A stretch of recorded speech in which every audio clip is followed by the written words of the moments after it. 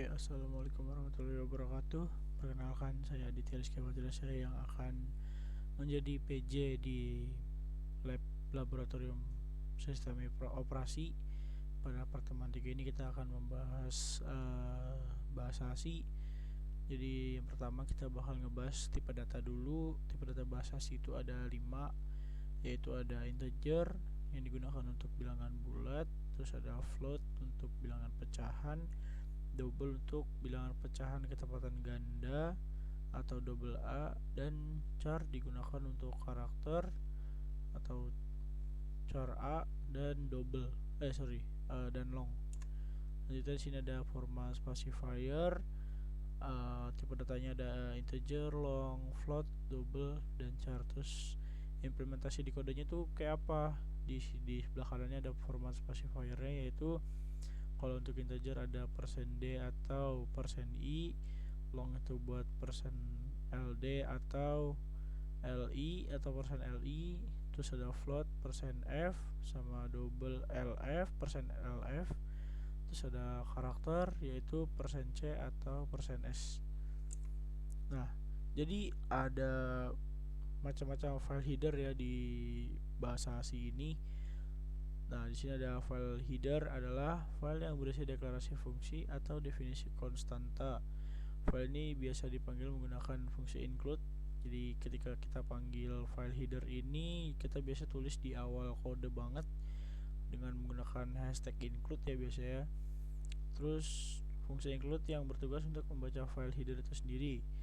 Nah, berikut adalah beberapa file header yang umum digunakan dalam bahasa ASI. Ya mungkin kalian udah gak asing lagi ya sama bahasa ASI karena udah pernah belajar juga bahasa ASI kalau nggak salah. Di sini ada iostream.h, ini untuk input output stream. Terus ada stdio.h ya, itu untuk standard input output. Terus ada conio.h, yaitu untuk console input output. Selanjutnya ada stdlib.h yang untuk melakukan berbagai operasi seperti konversi, alokasi memori, pencarian, dan acak nomor. Selanjutnya ada string.h untuk memanipulasi beberapa jenis string, dan yang terakhir dan di sini listnya adalah yang terakhir adalah math.h untuk pemrosesan aritmatika. Lanjut, gimana sih cara bikin program dan running program di Ubuntu ini? Jadi yang pertama kalian jalankan Linux terlebih dahulu. Selanjutnya kalian buka terminal pada Linux.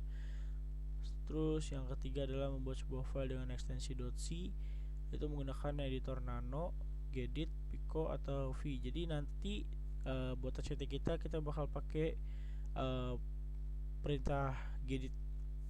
Oke, selanjutnya buat file dengan perintah nano test.c. Jadi kalau di kita nanti akan bikin perintahnya adalah gedit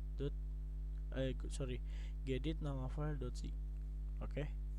Nanti saya kasih ini juga kok di terakhir tutorial ya. Selanjutnya kemudian ketika program bahasa C yang ingin dibuat, terus untuk simpan dan keluar tekan Ctrl X dan yes, ini untuk yang di bagian nano ya. Selanjutnya compile file program tadi dengan gcc -o test.c. Nah, hasil compile berupa file exe. Terakhir running program dengan perintah /test dan nama file kalian. Perintah itu / untuk running, terus test ini tergantung nama file kalian sendiri. Terus ada maka output program akan tampil pada layar. Oke, saya rasa cukup untuk itu. Contoh pertamanya adalah seperti kode yang di sini kita bisa lihat include conio.h sama include stdio.h, itu untuk memanggil library yang ada. Memanggil header yang ada di bahasa ASCII kita ini. Terus int main ini berfungsi untuk menjadi main yang akan running program kita. Terus ada char nama atau karakter nama. Jadi nama variabel nama ini bertipe data karakter. Nama sama dengan petik 1 Mr.x, jadi Mr. X.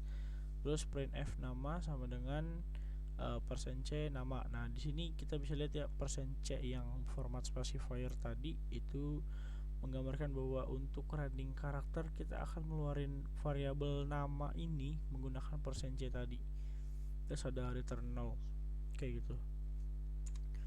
Selanjutnya ada percabangan C.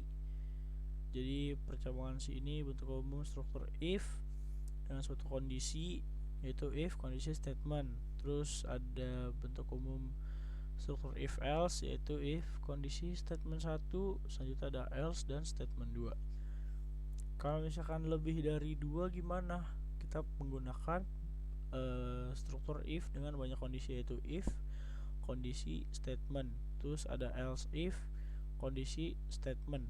Terus bisa nambah lagi nih kalian nih, else if kondisi habis itu statement baru else, bisa kayak gitu.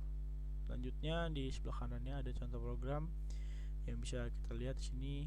Int main, int nilai, dia bikin variabel nilai menggunakan tipe data integer, terus dia mencetak dengan printf \n itu untuk menambahkan enter ya, jadi new line. Terus ada printf perhitungan hasil ujian, printf masukkan nilai hasil ujian, scanf %d nilai n nilai ya kan, koma n nilai. Nah di sini tuh scanf kan berfungsi untuk memanggil berfungsi untuk menginput, jadi menerima input dari user dan akan dimasukkan ke variabel nilai. Nah kenapa ada %d? %d seperti yang ada di format specifier sebelumnya, dia akan memasukkan tipe data bilangan bulat ya atau integer. Jadi variabel nilai ini akan jadi tipe data integer akan sebelumnya sudah dideklarasikan, jadi dia akan masuk nilainya. Terus kita bandingkan dengan percabangan, yaitu dengan if nilai lebih dari 65 dia akan mencetak Anda dinyatakan lulus, kalau kurang dari 65 maka akan dinyatakan tidak lulus karena ada else di situ. Terus return 0. Lanjut di sini ada perulangan C. Di sini sebelah kanan ada for. Jadi kita yang pertama perulangan ini kita akan membahas for dan lain-lain. For mengulang selama kondisinya benar. Jadi kalau misalkan kondisinya benar, it's fine. Jadi dia akan berjalan terus, tapi jangan sampai jadi perulangan yang tidak akan pernah berhenti kayak gitu. Contoh programnya gini bisa dilihat di sini. Lanjut, ada perulangan sih untuk while, jadi dijalankan selama kondisi masih memenuhi. Jadi kalau misalkan kondisinya masih terpenuhi maka dia akan berjalan terus, tetapi kalau sudah tidak terpenuhi nih kondisinya maka dia akan langsung berhenti.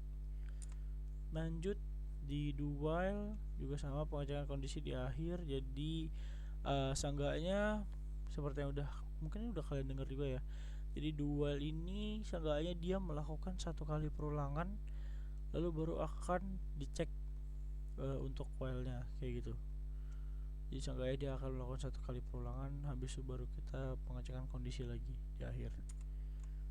Selanjutnya di sini ada contoh program untuk Fibonacci.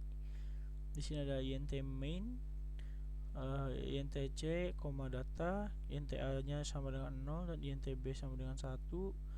Printf masukkan banyak baris Fibonacci yang diinginkan, scanf %d, n data. Jadi dia akan input nih, masukin nilai input ini ke dalam variabel data, terus print \n untuk enter, printf %d, a. Ini dia bakal mencetak variabel a yaitu 0 dan variabel b itu untuk jadi nilainya adalah 1.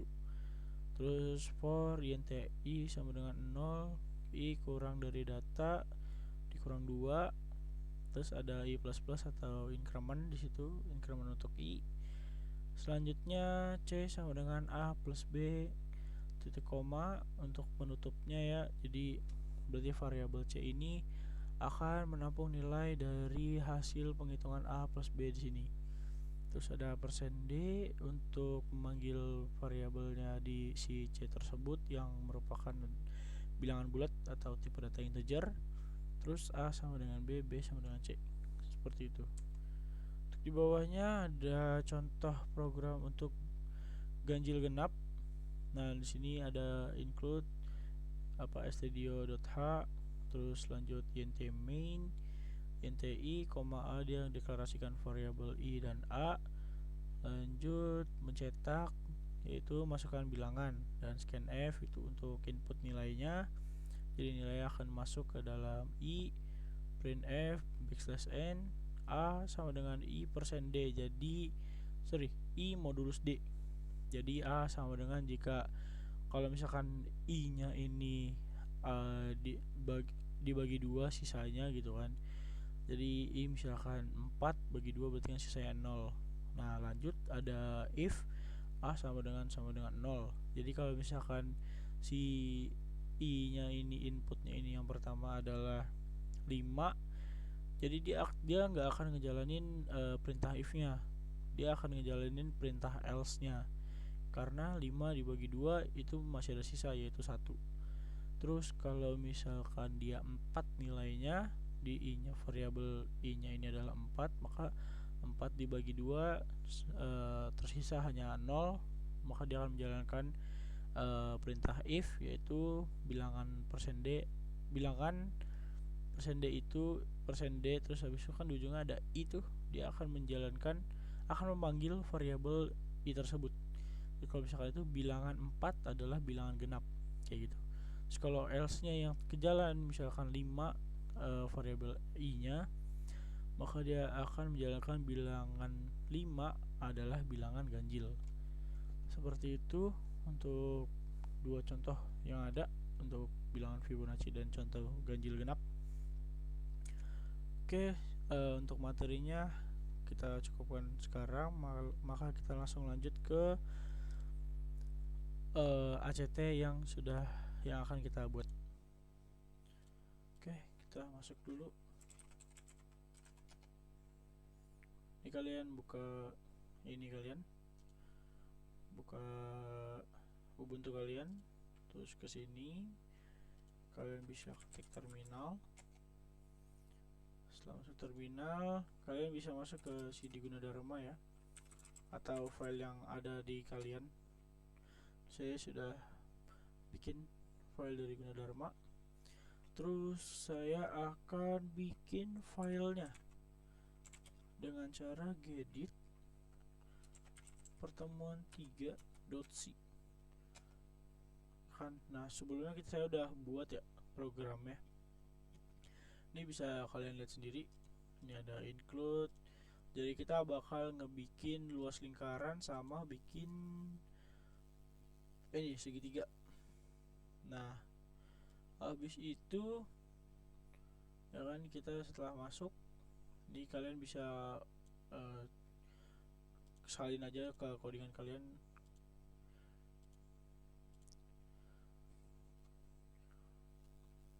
Oke, kalau sini kalian tambahin ini aja, sekali tambahin nama kalian,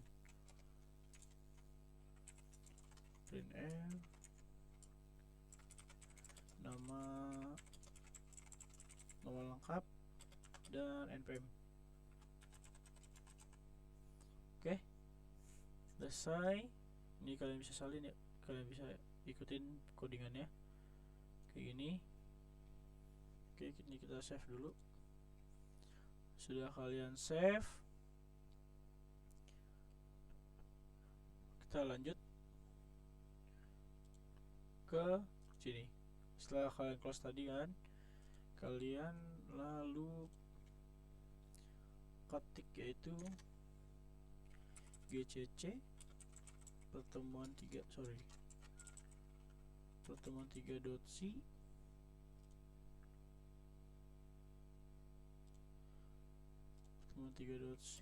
min o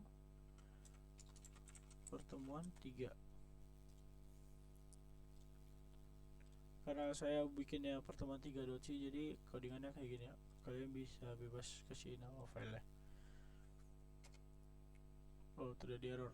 Oh ya, jadi ini jangan lupa sama titik koma di belakangnya, karena ini bahasa C yang lumayan sensitif untuk bahasanya. Oke, kita lanjut ini lagi. Oke, aman. Setelah GCC pertemuan 3.c min O ya, ini O bukan 0. Ini terus habis ada pertemuan 3. Lanjut kita akan running programnya, yaitu dengan cara // pertemuan 3. Udah, kalian enter. Nah, dia akan tampil nih, ini nama kalian. Oh, ini saya harusnya kasih slash program ya, slash dot apa backslash dot n, nanti saya tambahin. Ini pilih menu, kita bisa masukin 1. Jadi lingkarannya misalkan 7. Dia akan hasilnya adalah luas 154. Lanjut kita masukin ke program ini 2. Oh sorry, saya belum running. Ini udah running. Kita pilih 2. Dia akan muncul segitiga siku-siku yang terbalik. Lanjut, bagaimana kalau kejadiannya pilih 3 atau lebih dari 2, Kak? Dia akan menampilkan pilihan tidak ada, seperti itu. Oke, saya edit dulu untuk yang ini, jadi kalian bisa lebih detail ya. Ini jadi kalian tambahin /n. Jadi kalau misalkan kalian setelah printf di sini, terus di bawahnya ada printf lagi, kalian bisa pakai /n untuk tambahin enter ya. Ya gitu. Coba kita close, kita running lagi. Dan running lagi. Nah, ini udah aman nih kan. Dia udah kasih enter nih ke bawah nih. Kayak gitu. Oke, sekian untuk KCT-nya, kalian bisa ikutin, kalian kerjain. Terima kasih, dan jangan lupa kalian kerjakan tepat waktu ya, jangan sampai ada yang terlambat.